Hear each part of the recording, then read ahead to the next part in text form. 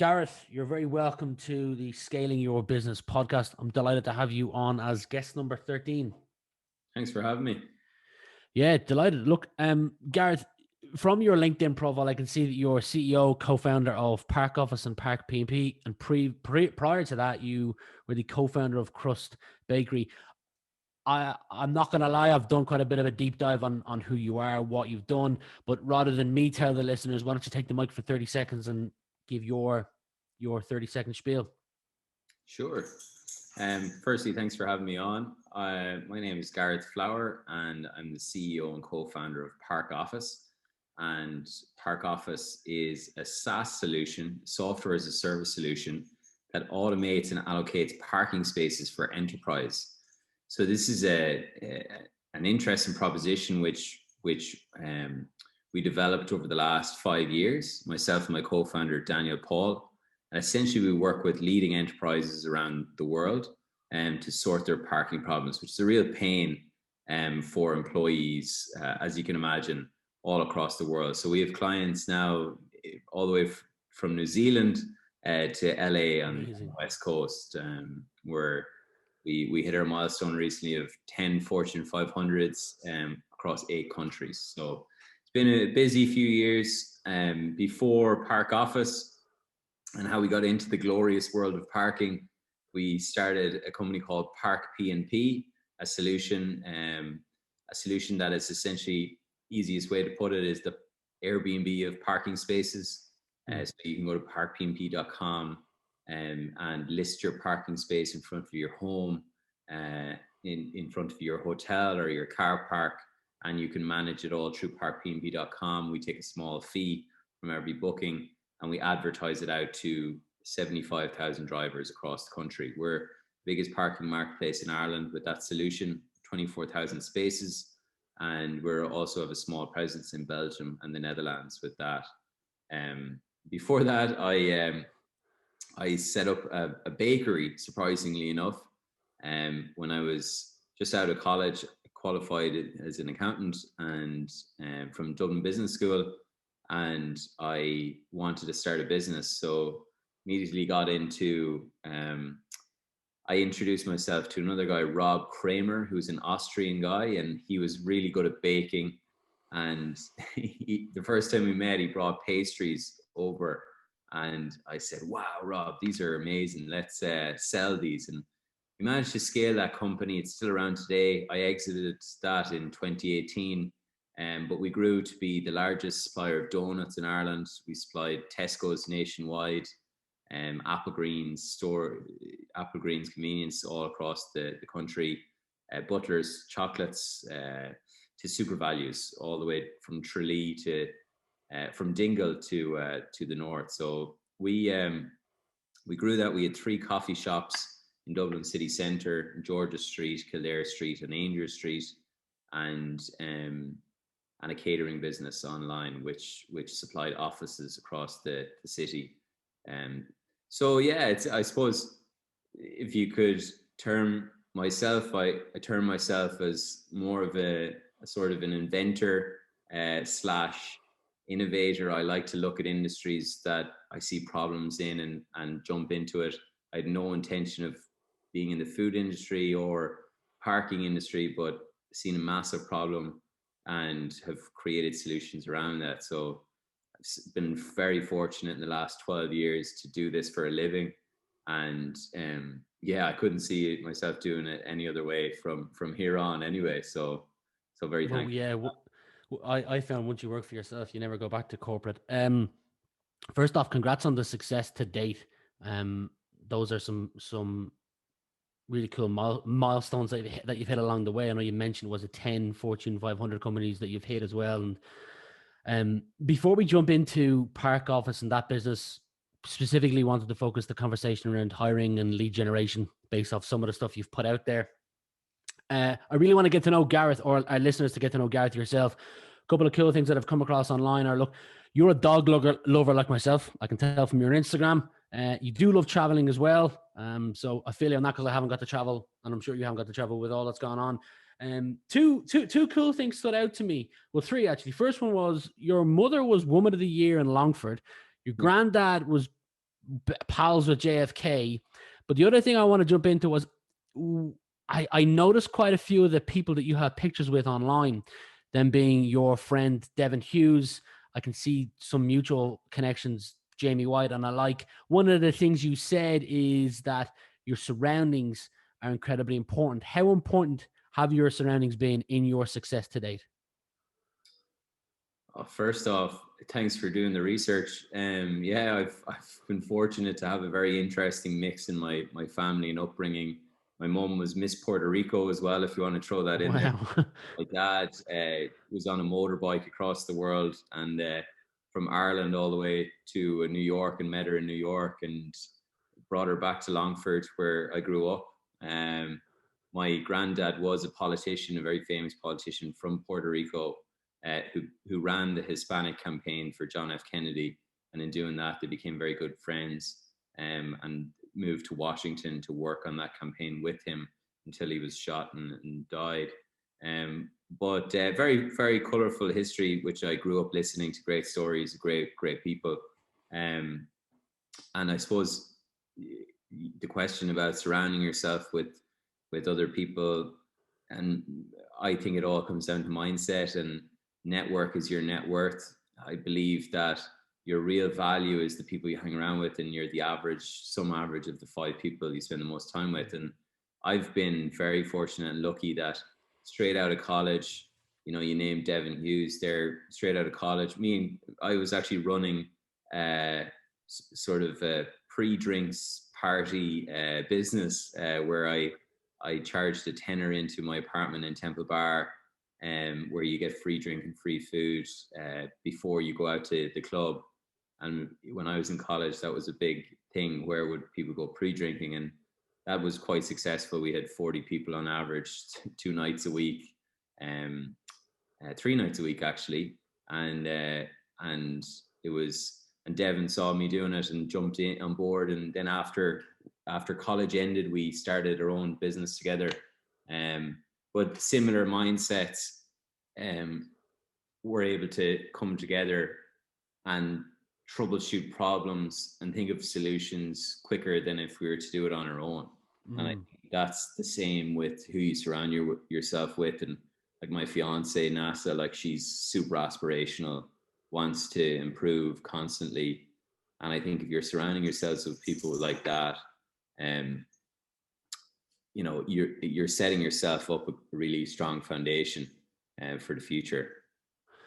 On the journey to who you are today, I've noticed you mentioned there you went into business with Devon. Not getting too much into that.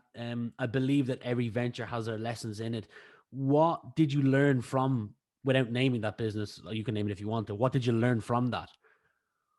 Yeah, so I started a few mini. I wouldn't even call them businesses. I would call them maybe attempts. Um, we set up one called ESound Energy, which was probably the most successful one. We started 2 others, but ESound Energy actually, the whole problem we were challenging was that the world is facing an existential crisis of climate change, and how could we offer a solution to that? And we started to look at wind energy and solar energy. And my dad is a farmer in Longford, and he has land in Lanesborough, which is right beside the power generation centre. And we just thought, well, we could use that land and create Ireland's first solar farm, which is very successful in Germany.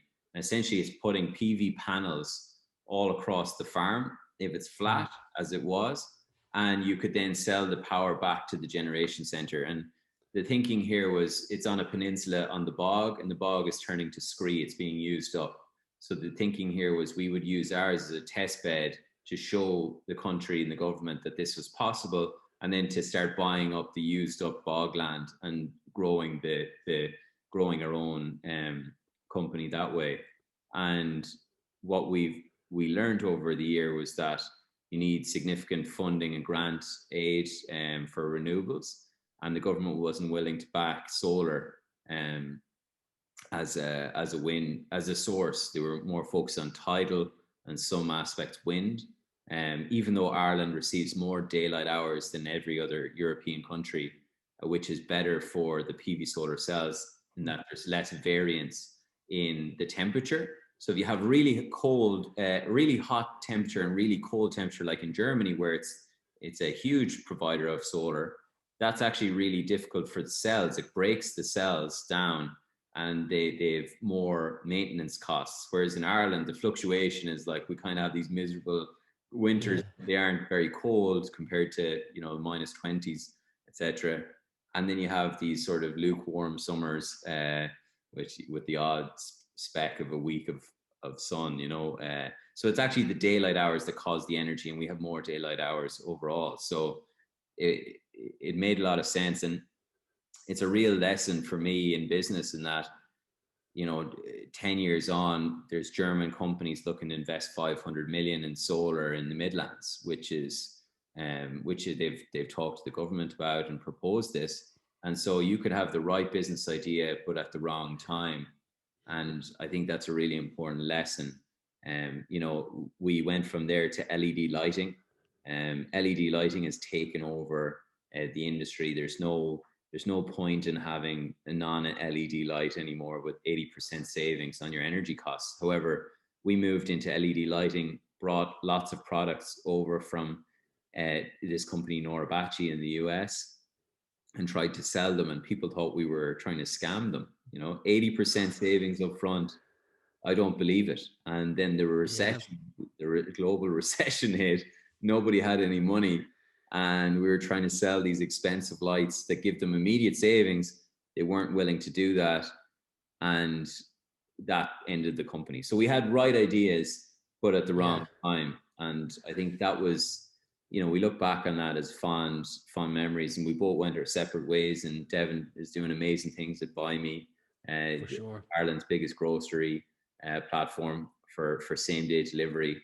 And I think that's an amazing thing that he's done. And I've gone on to do separate things, but we consistently help each other. So I think one of the big problems in Ireland is that we don't have communities of people, like-minded people, helping each other. We have this very begrudgery style, get the man off the mountain mentality. And I've been trying very hard over my career so far to remove that and help as many people as possible, and help people up, because I do believe the stronger the community, the stronger chance of success for all. And I've seen that from my different trips over to the US and see how they handle it. Big believer in that too. Spent a fair bit of time East Coast myself. Going off what you've just said, one of the names that was on my board, we spoke prior to the recording, was actually Brian Caulfield, and I have seen that you've mentioned Scale Ireland, and I think the stuff that he is doing is fantastic for the entrepreneurs and the small scale up size businesses in Ireland. So hats off to him. I'd like to see more of that. Watching your YouTube channel before I jumped on this, I noticed there was one other thing that you were early to as well, and it was Bitcoin. 960,000, almost €1 million in Bitcoin you had if you had kept it. Who would have known that it would have been worth that much to date? Yeah. I won't go into too much of that because that will probably bring back nightmares. One other thing you did mention before we jump into ParkOffice and lead gen and hiring, you did mention that stood out to me was you said standing on grass with your bare feet. I'm confused and I'm lost. So explain that to me. Yeah, sure. Well, I start with the Bitcoin bit. I'm a say la vie type of guy. You know, it happened, and I don't think I I'll tell the listeners what it was. Essentially, we starting Crust, we were, myself and Rob, my co-founder, were very always keen on technology, and we were probably one of the first coffee shops to use an iPad as a till Mm. and an EPOS system. And in doing that with the iPad, it allowed us to not only save costs, but actually to use apps on the iPad. And one of them was the BitPay, Bit Wallet. And so that allowed us to accept Bitcoin as a payment. And in doing that, we became the first bakery in the world to accept Bitcoin. Wow. And if you Google that, you'll find Crust Bakery and articles in the Irish Times of myself and Rob and former central bank directors, in actually transacting with Bitcoin back in 2015. And so over the first 6 months, we accepted about 7.5 grand worth of Bitcoin. And then what happened, crazy thing happened then the second 6 months, we didn't receive one payment in Bitcoin. So, we did our end of year analysis and we found, we have 7.5 grand worth of Bitcoin and nobody's using this anymore. So naturally you'd think that this was a bubble or a stunt, or the tulips. I don't know if you know the investment history of tulips, and it's essentially, we thought it was going to collapse because no one's using it. So we decided to spend our Bitcoin in beers, pizza, and accommodation that accepted Bitcoin, and in the UK. And essentially, over time, we were proven wrong to spend it all. We probably should have kept half. But yeah, if you work it out today, I think it was a couple of weeks ago now, I've done that video on YouTube. But if you'd worked it out, it's actually surpassed the million mark now. It would have been worth. But who's to know? And to be honest, it's a fun memory. I don't look back and regret it. It was something that made total sense back then. And it's probably a world's first for what's going on right now. It's actually gained so much steam that it's becoming a real contender to a currency. And I would say it makes more sense now after seeing what happened to retail investors in GameStop, and how the bigger funds and hedge funds and money markets are maybe manipulating the market. And cryptocurrency is a very strong answer for that not happening in the future. So yeah, very interesting space. I'm not a retail investor. I don't really trade in the stocks. I do a little bit for fun, like most people. But it's a big learning for me. And the second bit, I forgot the second part of your question. Standing barefoot on the grass. Oh yeah, so I'm the YouTube channel. Just to give clarity, I set up a YouTube channel a few months ago, because during COVID, myself and my co-founder Daniel Paul, we came together and we're like, how could we help people during this time? And I set up Crust during a recession, and I knew, there's going to be this huge wave of new entrepreneurship and innovation coming out of this. So I tried to come up with ways that we could help. I saw a lot of people getting into PPE equipment, supplies, and things like that, and I just thought that's not really my game. I said, what could we help with? And the one thing we thought of was advice, startup advice for people starting during COVID. And we started doing this thing called Saturday sessions. And we would literally put it out there that anybody who wanted to do 15 to 30-minute calls to talk about their business idea, or even business problems could do so. And like, there's no charge. So it ended up becoming really busy. We got my Saturdays became a 9 to 5, and like, we enjoyed doing it, but we were wrecked at the end of the day. And like, this lasted a few months, and I just thought, a lot of people ask the same questions, and if you ask the same questions over and over again, I can keep answering until I get burnt out or tired. And then what happens to the entrepreneurs who come after you? They're stuck with the same questions and need answers. So I tried to look for a scalable solution, and I found YouTube, and I thought, if I can put out videos that relate to solving these questions that everybody asks me, then I could just send them the link, and that gives them the exact same answer to the question that they're asking in a more scalable way, and hopefully help more people. So that's a really interesting pivot into YouTube. The standing in the grass bit, my YouTube channel is about entrepreneurship, personal finance, and self-improvement. And self-improvement is something like, I'm constantly challenging myself with and learning.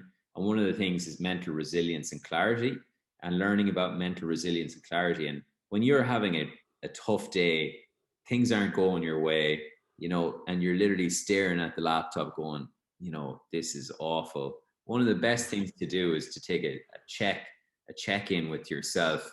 And I read in the book, I think it was the book Hyper Focus, and I can't really remember where I read it, but they stand in the grass and it grounds you.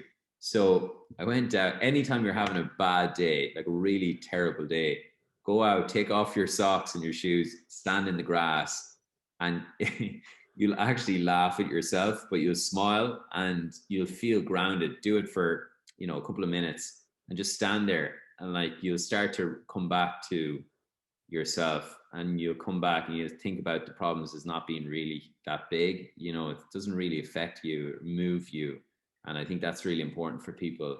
So these are some of the things I talk about in the channel, is to try and get people to think about things differently when they're having a tough time, listening to the radio, talking about COVID all the time, ground in the grass. I thought it was crazy when you said it, but I'll always give something a shot. Yeah. So I did, and I actually really enjoyed it. And I mentioned it to a friend, and he starts every day walking around his back garden with a coffee, barefoot as well. Love So it. Love it. Love it. And it's so cool. simple. It's so simple. It's not like, you don't have to be a brainiac to come up with an Excel sheet to do these things. This is something so simple, and you try it, it's free, and it makes you feel better. Well, talking about simple, segueing into ParkOffice as the exact business we'll use here. Simple for me, I like to keep things simple as well. I'm a big believer in what I call a cookbook. So it's essentially a daily list of things that I kind of must do to keep my pipeline full and the business healthy. Very simple things like, got to make X amount of calls today, touching in base with X amount of clients. And there's a list of kind of ranked in order of things that I got to do every single day. I have a prospecting cookbook as well. I'd love to know, what if you were to create a cookbook, what would be in your cookbook when it comes to lead generation, kind of your top three thing: LinkedIn, referrals, networking, calling. Sure. So I suppose I do have a cookbook. It's less about lead gen, but I suppose I get up at 5. If I don't, I'll write down when I don't. I have a few other things, both personal and professional. Like I try and read a chapter before the start of every day. I have them here in front of me. I'll clean up for 15 minutes, which is probably an unusual one.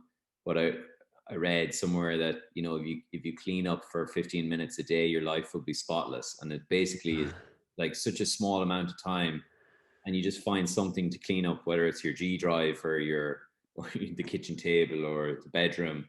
But if you do it every single day for 15 minutes, you lead a cleaner life, and um, you feel more in tune and more organized. In general, exercise, drink 2 liters of water, try and do some yoga, because that's something I'm really pushing lately, because I'm really inflexible. I'm sitting on a bad chair, as I'm waiting to get my new one. That's better setup. Coffee, only 2 coffees a day. But tick off that cookbook. I think in lead gen, um, like we've created an outbound team that focuses on lead gen, and then we also have our inbound team, which is LinkedIn with marketing, and they like, I set out at the start of the year their targets, their quotas, and essentially the process and strategy, and then we improve the communication strategy across the year. So personally, I don't really do much of the lead gen myself, but the process and strategy, which I'll talk about, is more like, it's very, very detailed and process driven, because we're a SaaS company. And one of the most valuable things in SaaS is that you are trying to build a very scientific approach to growing your base of customers. And when you can prove it's repetitive, then you can say, okay, well, one new account executive will bring me in 240K in new business a year. If I spend this amount of money in marketing, I'll get this amount of inbounds, this amount, and my BDR team will have to get this amount of outbounds out in terms of email sequences, etc. And it will result in the same amount of people coming in from those outreach strategies, and then the account executive will be able to close this amount of business per year.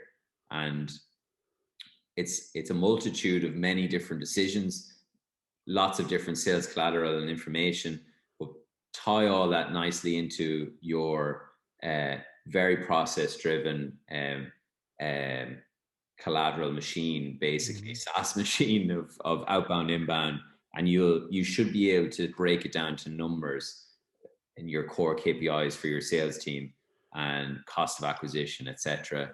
And like over time, I think my job is to improve that every single year. So I spend a lot of time in Q4 every year analyzing what we did over the previous 4 quarters and how I can improve that with the team into the following year. So a lot of meetings to improve that, a lot of learnings. And then we do this thing called Lunch and Learn on Fridays, where we bring in other people who may be industry experts in different parts, and we try and take tidbits from them and how they do things in their company. And all our team are engaged in that and ask them the questions and how to improve. So we had one today, interestingly enough, on social selling. So our process is getting really fine-tuned and it's improving every single quarter. But social selling is something that's really, and you're doing a good bit of social selling, I can see, on LinkedIn, and that's important. How do the best in class do that? And so we had someone from a company that's doing it extremely well, and they were presenting how they do it, and then we were able to fire back questions in terms of like the little tips and tricks. So, what days of the week would you set up a meeting? What hours of the day would you send out a request? What were the top, if you could pick one channel that is your best channel to a most effective channel and cut out all the rest, which would it be? How did you knock down your top client? And asking these questions to best in class providers and operators, we're finding out tidbits to improve our process. So it's less about one thing and more about a collective of 100 little things together in the process. I'm a big fan of the attitude that you have, not only the help that you give to others, but the attitude that you have as well. You mentioned KPI. To me, 2 words spring to mind. It sounds like you're measuring a lot of things with the end result in mind, and also accountability. So touching on the first one, friend of mine, he's a machine at cold calling. That's all he does all day. And I was having a beer with him a few weeks ago, and he said to me, 56, I can't remember, 5613. And I said, well, Kev, what the hell does that even mean? Like, are we just gonna shout numbers at each other?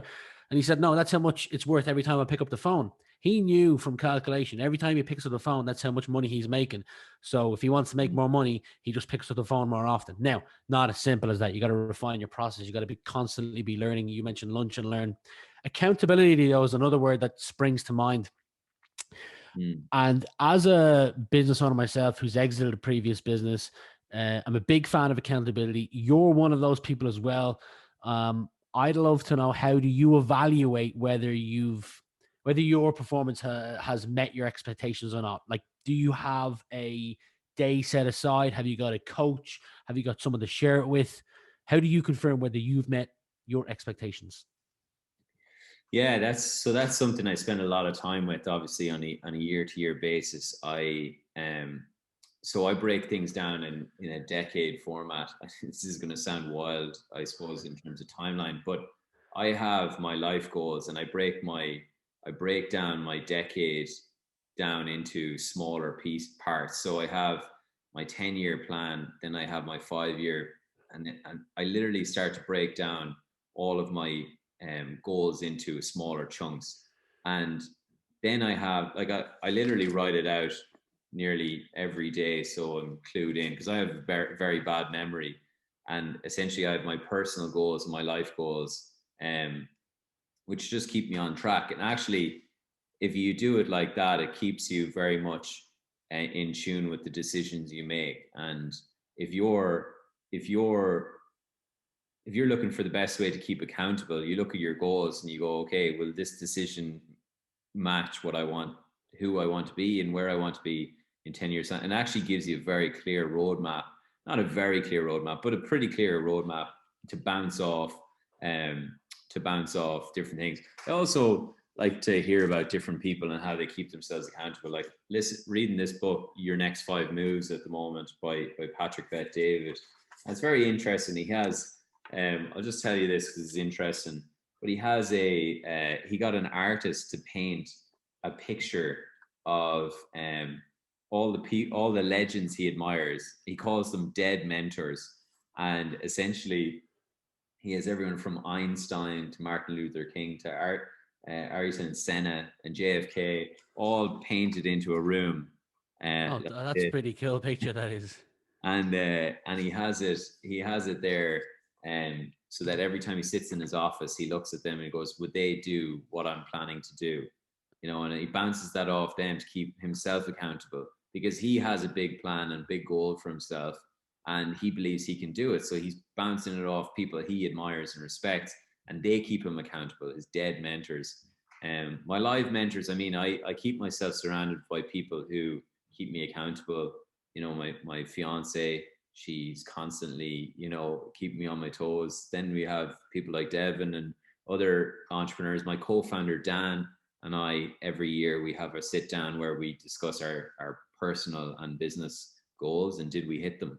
And so we have that list and we email it to each other every year, and we see how many we've ticked off as well. So I know there's people who do accountability groups on month to month, and I think that's a very good idea. But for me, I'm very conscious that it should match your life goals as well as just your business goals, because money is one thing, and I just believe that there's different tiers on a pyramid. Like if you think about it, there's 4 different peers on a pyramid of life, and I think you get to and what drives you. So one is just stability, and like you get to a point where survival, that's your initial instinct, is survival. Yeah. How do I have enough to feed me? Then you get past that and it's status. So how do I make more money than everyone else? How do I have a nice car and nice life, traveling, etc.? And like after that, then it's more about financial freedom. You get to that stage where you want to get past the status. You're tired of getting lots of likes on Instagram. You just want to be financially free and be able to do what you want. And I think then you get to a point where you start thinking about purpose and what is this all for? Where am I going? What do I want to be in life? And that's the quicker you can find out your purpose, the more chance you have of achieving it at the end of the day.